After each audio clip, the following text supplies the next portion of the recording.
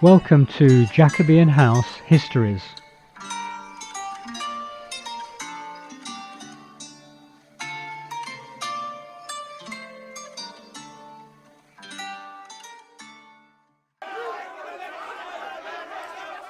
Last time, we learnt that to resist an uprising when Charles attempted to force a new prayer book on the Scottish Church, the King's Privy Council sent orders to the Lords Lieutenant of England to recruit able-bodied men to the army. Sir Rowland St John was the Deputy Lord Lieutenant responsible for the Huxlow Hundred in Northamptonshire. Sir Rowland sent a letter to George Plowright ordering the recruitment of 3 men from Burton Latimer for the King's Northern Army. George was by now almost 50 years old.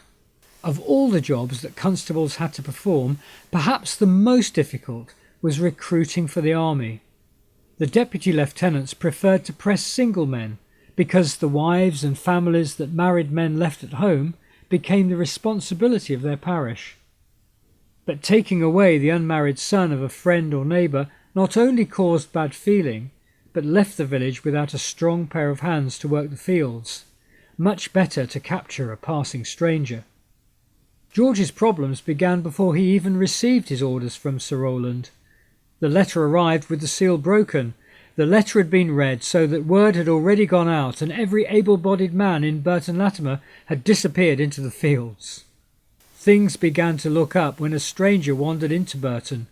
George arrested him and put him in the village lock-up. 1 down, 2 to go.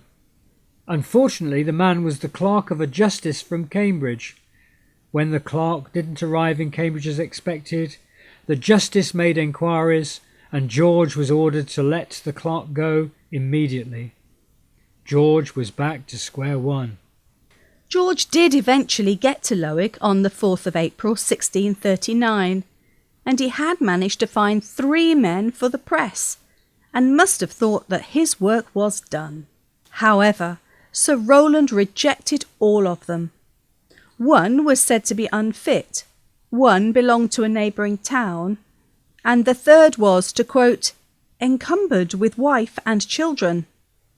In fact, the man's wife arrived at Lowick with a letter from Robert Sibthorpe demanding his release. It was later found that the letter was a forgery. Now, given George's age and George's position in Burton Latimer, what happened next was remarkable. Sir Rowland pressed George himself into the army. It really was not a good day for George Plowright. When the news reached Robert Sibthorpe, he was incensed and suspected a Puritan plot. George had been due to give evidence in the ship money case against Thomas Bacon in the Star Chamber. Sibthorpe suspected that Thomas Bacon had arranged for George to be pressed so he would be unable to testify. He sent a letter to Sir Rowland requesting George's release.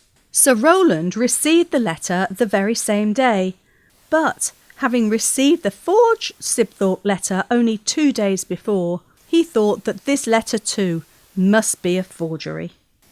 In retrospect, what Sibthorpe did next ultimately did more harm to George than good. He wrote a letter to a London Middle Temple lawyer called Richard Kilvert. He was a man of influence with the Privy Council. The letter set out that George had been the victim of a Puritan conspiracy. He requested Kilvert's help. Unless he stepped in, said Sibthorpe, the honest constable would be lost and all for doing the king's service in the ship money dispute. But the honest constable, George Plowright, was getting on with his own practical solution to the problem. He paid a Burton Latimer man called James Basford to take his place. Together they travelled to Yorkshire, and there George Plowright's name was removed from the press to be replaced by James Basford. George had done it, and he returned to Burton Latimer free to continue with his life. Or so he thought, because Robert Sibthorpe's accusation that Thomas Bacon had had a hand in the pressing of George Plowright had made its way to the Privy Council. A messenger was sent to Burton Latimer from London to arrest Thomas Bacon and take him to Whitehall.